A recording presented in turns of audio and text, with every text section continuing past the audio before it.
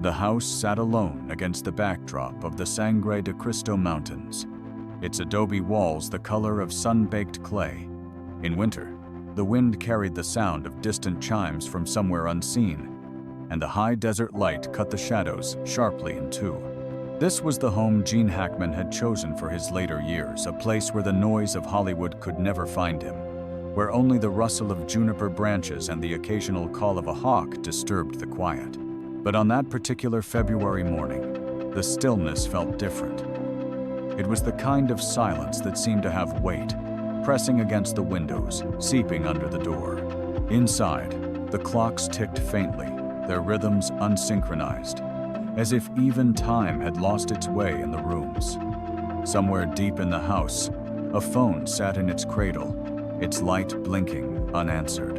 In his long career, Hackman had embodied men of action, men with restless energy. Yet, in this place, in the final weeks of his life, he had moved through his days slowly. Early coffee in the kitchen, quiet meals with Betsy at the long pine table, evenings spent in the reading chair by the fireplace. He was rarely seen in town anymore, content to let the mountains be his audience. Neighbors would later recall that the curtains had been drawn for days. At night, no light glowed from the windows. In the mornings, the driveway remained untouched by tire marks. For most, it was easy to assume the couple had taken a short trip, as they sometimes did. But for one neighbor, the absence rang differently. An absence that felt deliberate, almost sealed. A storm had passed through the week before, leaving behind a fine layer of dust on everything outside. That dust still clung to the glass panes, undisturbed by any hand. The mail had begun to gather in the box, each envelope a small witness to the days gone by. No one yet knew that inside those adobe walls, Gene and Betsy had already crossed the thin threshold between life and death.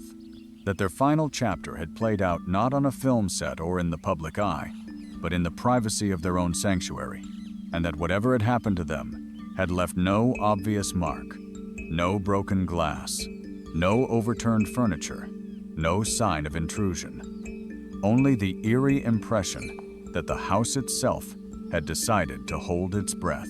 Some mysteries announced themselves with violence, others with noise.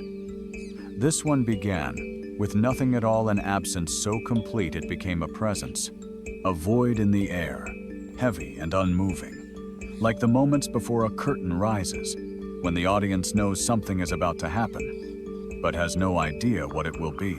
It is said that in the desert, sound travels farther. Yet in this case, whatever truth the house knew had not traveled beyond its walls. The clocks kept ticking, the phone kept blinking, and outside, the wind moved on, indifferent. It was a Tuesday, when the quiet finally broke. The neighbor who had been watching the house from across the dirt road decided the absence had stretched too far. He was not a man given to alarm. But something about the stillness on that winter morning seemed unnatural, as though the air itself were holding a secret. When the sheriff's deputies arrived, their tires crunched over the gravel, the sound echoing off the surrounding hills. The house, bathed in the pale light of late morning, looked unchanged, its heavy wooden door shut, its small windows dark. They tried the door first. It was locked from the inside. One deputy walked the perimeter, his boots leaving faint impressions in the frost-covered earth. The other knocked again, harder this time. No answer. From the edge of the property, a wind chime moved in the breeze, its sound thin and uneven, like the fading memory of a song. The decision to enter came quickly. The deputies were met with the smell first, not the pungent odor of decay they expected, but something muted and dry, as if time had slowed the process. Inside, the air was heavy and unmoving. A layer of dust clung to the surfaces, disturbed only where a hand or foot might have passed days earlier. The curtains were drawn tight, turning the rooms into dim, airless chambers. In the kitchen, 2 mugs still sat on the counter beside a half-full sugar bowl, as though breakfast had been interrupted and never resumed. In the living room, a blanket was draped neatly over the arm of a chair. It was the kind of order that suggested habit, not haste. They found them in the bedroom, lying side by side, fully clothed. Gene on his back, his hands resting loosely on his chest. Betsy turned slightly toward him, her face calm, her eyes closed. There were no signs of struggle, no bruises, no cuts, no overturned furniture. The bedclothes were smooth, unwrinkled, as though the two had simply drifted into sleep and forgotten to wake. Yet something about the scene made the deputies uneasy. The skin on their hands and faces had the taut, dry quality of mummification, a condition that should not have occurred so soon in the cool winter air. A digital alarm clock on the nightstand blinked 12 o'clock, as if the power had failed and returned.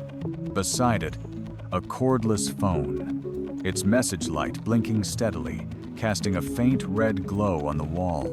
In another corner of the house, a grandfather clock ticked on, each swing of the pendulum sounding louder in the silence. One deputy would later remark how it felt as though the clock was marking time for something other than the living. Outside, the mountain stood indifferent under the pale sun. But inside, every detail, the locked doors, the untouched meals, the drawn curtains, seemed to whisper that this was not the ordinary passing of age, nor the quiet close of a long marriage. This was something else. Something that had come quietly, left quietly, and taken with it the last witnesses who could explain what had happened in that house. And from that moment, the questions began to multiply faster than the answers. They were an image of stillness, framed in the half-light of the shuttered bedroom.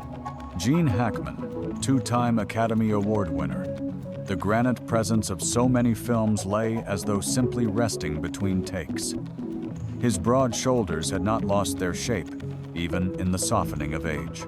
Beside him, Betsy Arakawa, his wife of over 3 decades, seemed almost mid-turn, as if she had leaned toward him for a word that would never come. The deputies stood in the doorway longer than they realized. There was no immediate cause of alarm in the scene, no signs of forced entry, no blood, no violence. Yet the longer they lingered, the more unsettling details revealed themselves. The air was unnaturally dry, the kind that cracks wood and lips alike. The skin of the deceased bore a texture more like parchment than flesh. It was the kind of preservation medical examiners sometimes see months into decomposition, not days. A lamp in the far corner stood unlit, though its plug was firmly in place. A mirror on the opposite wall reflected the bed in perfect stillness, the image slightly warped by age in the glass. The mirror became, in that moment, an unintentional portrait, 2 figures frozen in repose, their features softened by time and shadow. There were no signs of a struggle in the house at all. The nightstand was orderly. A single book with a bookmark midway through, a small bottle of water, reading glasses folded neatly beside it, the kind of arrangement that spoke of routine, not chaos. A search of the rest of the home revealed more of the same. In the kitchen, a loaf of bread sat in its bag on the counter, an open jar of jam beside it. 2 plates, rinsed but not washed, were stacked in the sink.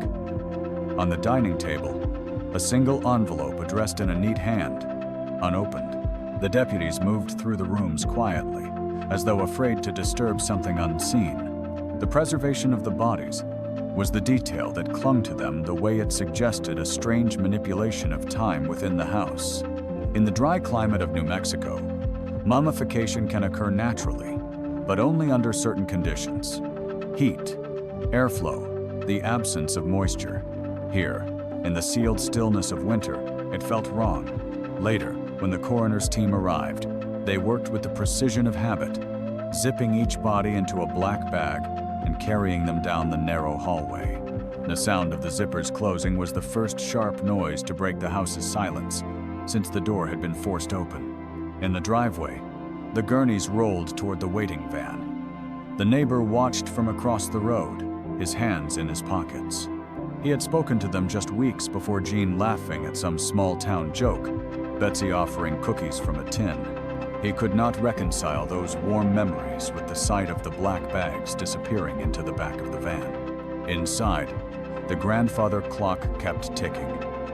The pendulum swung, measuring seconds. No one was there to live.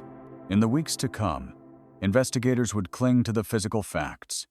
No sign of break-in, no external trauma, locked doors from the inside. But facts can be treacherous when they fail to explain what the eyes have seen. And here, the eyes had seen something that did not fit two people gone without struggle, preserved beyond reason, in a house that seemed to have been holding its breath for far too long. At the state medical examiner's office in Albuquerque, the bodies of Gene Hackman and Betsy Arakawa lay in the cool sterility of adjoining rooms. Even here, under fluorescent light, the skin bore the same dry, leathery tautness that had startled the deputies. The mummification had preserved them in a way that seemed both clinical and uncanny, as if the clock of decay had been tampered with. The autopsy began with the careful routine of any other case. Weight, height, identification marks. Hackman's frame was still imposing, even diminished. Betsy's smaller form, delicate in proportion, bore no signs of injury. There were no defensive wounds, no bruises, no cuts.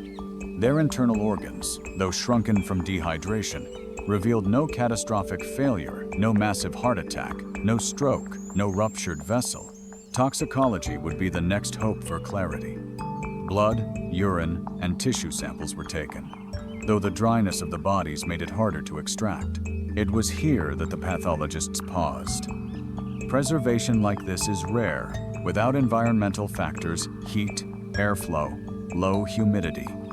But in the sealed bedroom of a winter home, the conditions didn't fit. Speculation began in hushed conversations along the hall. Could a heater malfunction have produced extreme dry heat? Could an air system fault have desiccated the air so completely? And if so, why hadn't any scorch marks, electrical faults, or equipment failures been found?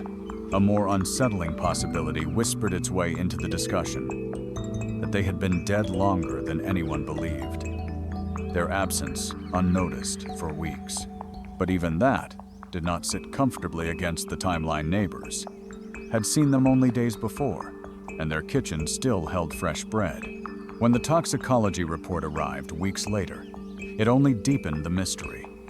No carbon monoxide, no high concentrations of gas, no lethal levels of common poisons. There were prescription medications present, painkillers, sedatives, blood pressure pills, but none in quantities sufficient to kill. The lead examiner, a man who had seen every manner of death the desert could offer, found himself staring at the case file late into the night. It was as if the bodies had chosen stillness, as if something had coaxed them into a final, perfect pause without violence, without chaos. In the corner of the report room, a wall clock ticked too loudly in the quiet. He glanced at it often without meaning to, the sound pulling his attention away from the paperwork. Time, he thought, is the first accomplice in any death it erases. It distorts, it buries. But here, time had seemed to preserve, almost tenderly. Officially, the cause of death remained undetermined. Unofficially, the absence of answers had begun to weigh heavier than the bodies themselves. It was the kind of case that lingers in the minds of those who touch it, not because of horror, but because of the absence of it. A clean, unmarked scene. 2 lives gone, without the smallest visible resistance. Back in Santa Fe, the house sat locked, its windows still curtained, its rooms holding the same dry air. In the bedroom, the alarm clock had been reset to the correct time by the deputies, but the blinking of its light had already become a detail lodged in the memories of those who entered. Like a silent metronome, it marked the rhythm of a mystery that refused to yield. Before the desert swallowed their final years in silence, Gene Hackman and Betsy Arakawa had lived a life that felt almost cinematic in its arc.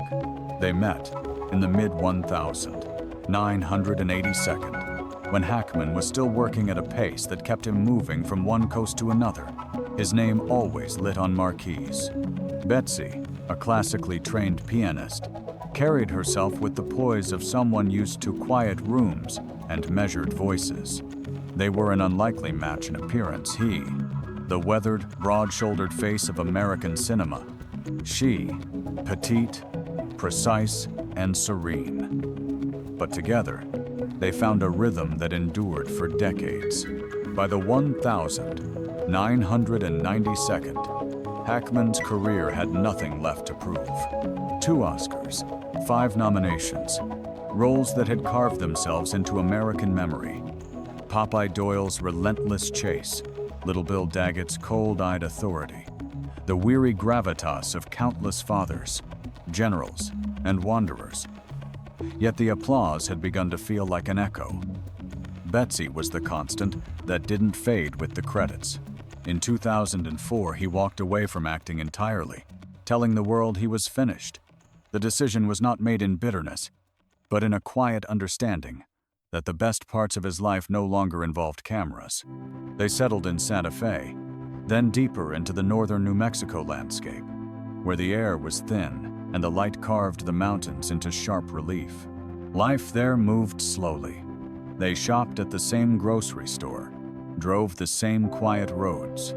Neighbors described seeing them at the local diner, Hackman reading a newspaper folded in half, Betsy leaning in to share a private comment.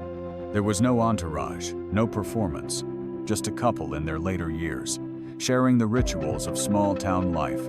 Yet in those same years, the distance between them and the world widened. Hackman's friends in Hollywood saw him less. Invitations were politely declined. Photographs of them together became rare. The desert has a way of making isolation feel natural. In their case, it seemed chosen. Inside their home, the walls carried mementos of a long, varied life.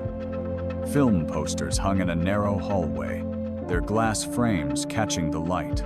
A piano in the living room bore the marks of use, faint scratches where sheet music had rested for years. Hackman's study held shelves lined with books, both read and waiting. A pair of well-worn boots sat by the door, soles dusted with the fine grit of desert trails. Friends would later say they were happy in their solitude. But solitude can be deceptive. It hides struggles as easily as it hides peace. A close acquaintance recalled Hackman mentioning shortness of breath one afternoon, dismissing it as the altitude. Another remembered Betsy's quiet reference to a rough patch in their health, though she didn't elaborate. What no one could have predicted was how that shared life built over decades of mutual choice and withdrawal from the public eye would end so suddenly and in such strange, undisturbed symmetry. The intimacy of their world meant there were no witnesses to their last hours, no one to recount the conversations or silences that passed between them that final night. And so the narrative of Gene and Betsy's life together became tangled with the mystery of their deaths, each detail of their history reframed by the strange stillness in which they were found. The image of their parallel absence became inseparable from the memory of their presence. 2 lives that had chosen privacy, now held forever in the most private of endings. In the weeks after the discovery, the focus turned from biography to environment. The question at the heart of the investigation was deceptively simple. What in this house could take 2 lives without leaving a mark? The first suspect was the most common silent killer, carbon monoxide. In the clear, thin air of New Mexico, a faulty heater or blocked flue could, in theory, saturate the rooms with the odorless gas. Technicians moved through the home with handheld detectors, checking every vent, every appliance, every length of pipe that carried gas. The readings came back clean. The heating system was intact, its combustion perfect. No trace of the deadly molecule lingered in the air or in the fabric of the home. Next came the search for propane leaks. The house's water heater, the oven, even the pilot lights in the wall furnaces were tested, their connections wrapped in soapy solution to detect escaping gas. Again, nothing. The silence of the instruments matched the silence of the rooms. One investigator, a man who had worked arson and hazardous materials cases, crouched in the bedroom, running his fingers along the floor vents. They were cool to the touch. He stood and closed his eyes, imagining the couple here, the heater humming, the air slowly drying until the skin itself surrendered its moisture. Could an environmental system have malfunctioned in a way that baked the room without raising suspicion? Perhaps, but there was no record of overheating, no burned wires, no warped plastic. Attention turned briefly to toxins invisible to human senses, industrial chemicals from nearby properties, or pesticides stored in garages. Samples were taken from the carpets, the walls, the very dust on the shelves. The lab reports returned without alarm. No arsenic, no organophosphates, no heavy metals in unusual concentrations. What lingered was a frustration that bordered on the uncanny. Houses give up their secrets easily when the cause is fire, flood, or force. But here, the adobe walls and timber beams seemed to guard whatever had happened, refusing to let it slip into the realm of measurable evidence. In one of the investigators' field notes, a line stood out, scribbled between measurements. "The air feels old in here, like it's been sitting still for months." That sensation became a private refrain among those who'd walked the property. The dryness, the stillness, the way the curtains seemed to hang heavier than fabric should. It fed the quiet suspicion that whatever had happened to Gene and Betsy was not entirely mechanical. That perhaps the house itself, its age, its structure, its place in the desert, had played an unrecorded role. For those trained to read crime scenes, that idea was intangible, unhelpful, and yet, each time the front door was shut and the key turned, the emptiness inside seemed to thicken, as if the air preferred its own company. By early spring, the environmental reports were filed away with the same conclusion as the toxicology: no cause found. The official language was precise, but between the lines, the frustration was palpable. A mystery that could have been solved in a single reading or a single lab result had slipped away, leaving nothing but the oppressive quiet where two lives had once moved in the easy rhythm of routine. In the desert, wind is the eraser of all things: tracks, scents, memories. Yet here, the wind outside had left the mystery untouched, preserved inside walls that kept their own counsel. The pills came next, not as an answer, but as another riddle. In the bedroom, on the nightstand beside the blinking alarm clock, investigators had found a small cluster of amber bottles. Others were in the kitchen cabinet, arranged loosely, not in the orderly fashion of a pill organizer. Prescription labels bore both names, some recent refills, others months old, with faded print and curling pharmacy stickers. There were blood pressure medications, a mild sedative, an anti-inflammatory, and a pair of opioid painkillers, one for Hackman, one for Betsy. A few bottles still rattled with pills nearly full. Others were down to their last doses. The coroner's toxicology report showed traces of these drugs in their systems, but nothing at levels that would indicate an intentional overdose. Still, the presence of multiple medications sparked quiet conversations in the hallways of the medical examiner's office. Could an accidental interaction have compounded, slowed their breathing, and lulled them into unconsciousness? Could their shared isolation mean that no one was there to notice the change, to call for help before the slow tide pulled them under? Yet there were contradictions. Hackman had been known to be disciplined with his health in later years: careful diet, modest drinking, and an insistence on walking even when the thin air made his breath short. Betsy was attentive, methodical, the sort to refill a prescription days before it ran out. The idea of a careless overdose did not fit easily into the portrait of their life together. The scattered pills on the kitchen counter were harder to explain. Some were loose, as if they had been dropped and never picked up. Others sat in small clusters, too deliberate to be accidental, yet too messy to be intentional. A friend, allowed briefly into the house weeks later to collect personal items, would remember that sight most vividly, not the empty chairs or the silent piano, but the tiny white and amber shapes on the counter. catching the sunlight like frozen breadcrumbs. In one drawer, investigators found a small notebook, its cover creased. The pages filled mostly with grocery lists, reminders for doctor's appointments, and the occasional phone number. On one page, in Betsy's handwriting, a list of medications was written out with dosages, circled twice. No date, no explanation. This detail lingered in the minds of those who saw it. The circle suggested urgency or caution. It could have been a reminder to avoid a dangerous combination, or simply a note to check with a doctor. But without her voice to explain it, it became another piece of the puzzle that refused to lock into place. The image of those pills still, silent, waiting settled into the narrative like a motif. They could represent illness, neglect, or intention. They could be nothing at all, or everything. In stories of death, we reach for objects like these, as if their physical presence might carry the truth we cannot otherwise touch. But these, like every other clue in that house, remained mute. In the end, the pills were cataloged, photographed, and stored. The reports would later summarize them in a single sentence, stripped of the strangeness they carried in the room. Multiple prescription medications present, non-lethal levels detected in toxicology. On paper, it looked conclusive.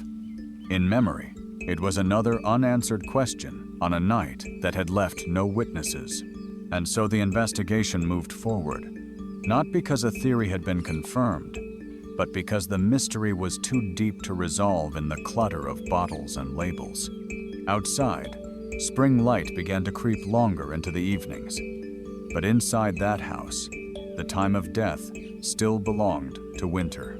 The news of their death spread slowly, like a shadow lengthening across the floor of an empty theater. In Hollywood, the first calls were met with disbelief. Hackman had been out of the public eye for so long that many assumed he had simply slipped further into retirement, not into absence. The idea that he and Betsy were gone together, in the same quiet instant, seemed almost theatrical in its symmetry. Colleagues from his decades on set began to speak in fragments, as though recalling lines from a film they'd half forgotten.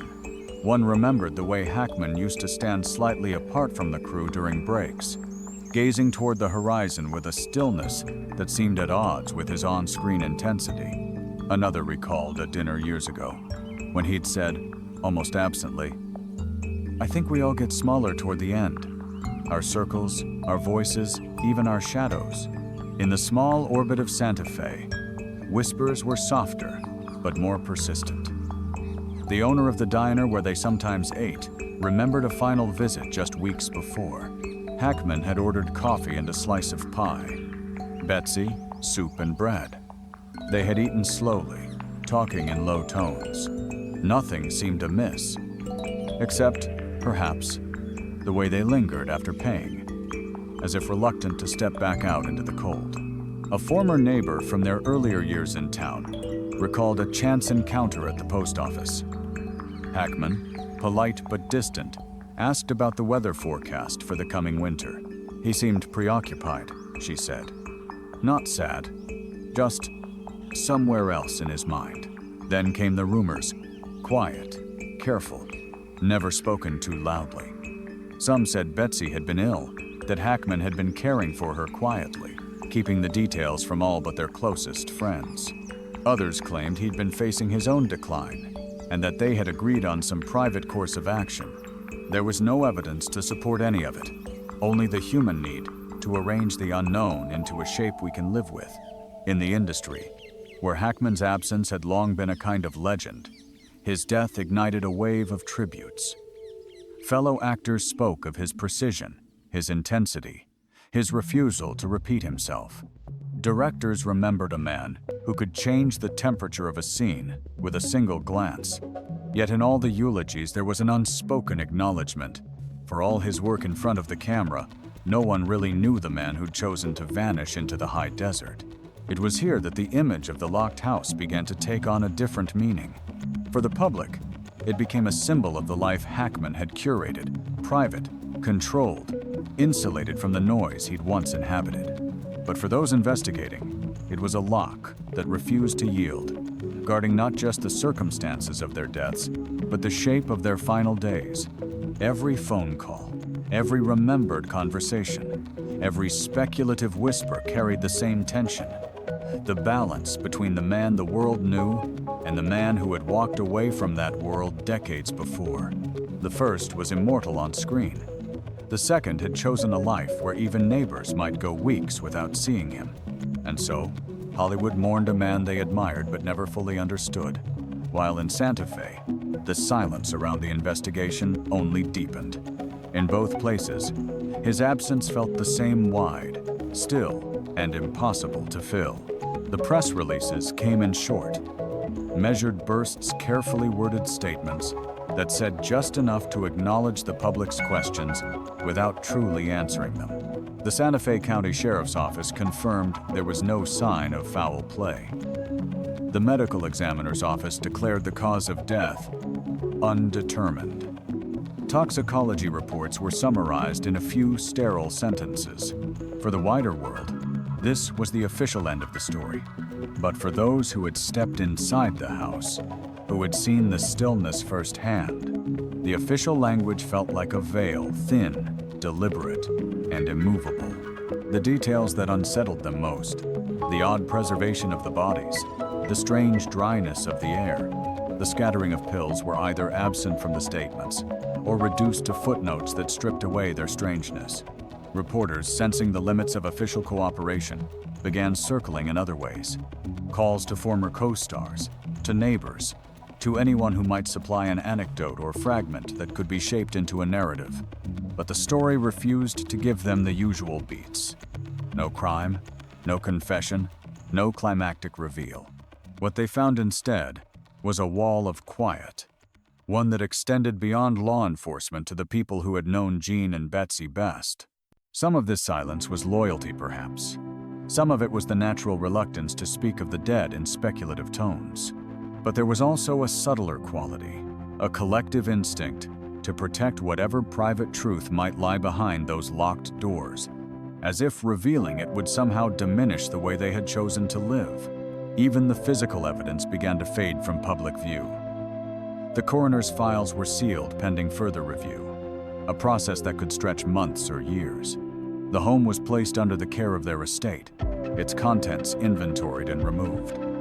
By late spring, the property was empty, its windows reflecting the wide New Mexico sky. In the absence of facts, the story began to take on the shape of its own absence. Articles spoke of Hackman's legendary privacy, as though it were a final act of authorship, one last role in which he controlled the frame, ensuring no one would see what was not meant to be seen. Among the investigators, there was quiet frustration, but also a grudging respect. Not for the lack of resolution that gnawed at them, but for the seamlessness of it. Most deaths leave edges, threads to pull, clues to follow. This one had folded in on itself perfectly, leaving no gap large enough for certainty to slip through. It is the nature of official silence to breed speculation. And yet, sometimes that speculation begins to feel like part of the design, as if the lack of clarity was not a flaw in the story but its intended ending. And so, the file remained open in name but closed. In practice, a case suspended between the facts on paper and the images in memory. The law could declare it undetermined. The public could accept it as an enigma, but for those who had stood in the dim bedroom and heard only the ticking of the clock, the question lingered, insistent as the desert wind against a locked door. What really happened here? By summer, the adobe walls had begun to pale under the relentless sun. The house on the hill, once warmed by the slow routines of two people, now seemed to retreat into itself. Dust gathered again on the window ledges, and the path from the driveway to the front door faded back into the gravel. Inside, the rooms were bare. The piano was gone, the shelves emptied, the blanket from the arm of the chair folded and boxed. Even the grandfather clock had been removed, leaving a lighter patch on the wall where its shadow used to fall. Without these objects, the house felt less like a home and more like a vessel that had been drained, still holding its shape, but missing the current that once moved through it. Yet the air inside still carried that same peculiar dryness, as though the space itself had been sealed in memory. To stand in the bedroom was to feel the weight of that February morning pressing in from all sides. The curtains, though newly opened by the estate's caretakers, let in a thin, almost reluctant light. Neighbors drove by more slowly now. Some would glance up at the windows, half expecting to see Hackman's silhouette there, or Betsy stepping out onto the porch with a hand raised in greeting. The human mind resists finality. It prefers to imagine pauses instead of endings. The investigation had receded into the background. Officially, the case would remain open until more evidence emerged. Unofficially, those involved knew it was unlikely the mystery would ever move forward. No one expected a sudden confession or a forgotten witness to appear. The story had already taken its final shape, an absence framed by unanswered questions. The motif of the blinking light remained, a small detail that lodged itself in the minds of those who had first entered the house. In some ways, it was the perfect symbol, a steady, repeating signal in an empty room, calling out to no one in particular. A reminder that something had happened here, even if the meaning of it was lost. In the months that followed, the property would change hands. New paint would cover the walls, new furniture would fill the rooms, and the sound of footsteps would return, but in certain hours just after sunset, or in the stillness before dawn, the place would feel as it had on that first day, when the deputies stepped into the heavy quiet and found time holding its breath. For those who knew them, Gene and Betsy's ending could be read two ways: as a tragedy wrapped in mystery, or as the final chapter of a life they had authored together, on their own terms, beyond the reach of public demand. Perhaps it was both. In cinema, a cut to black can leave the audience unsettled, the scene unfinished. But sometimes that is the point, not to resolve, but to let the unanswered linger. And in the quiet of that hilltop house, the unanswered has lingered long after the lights went out.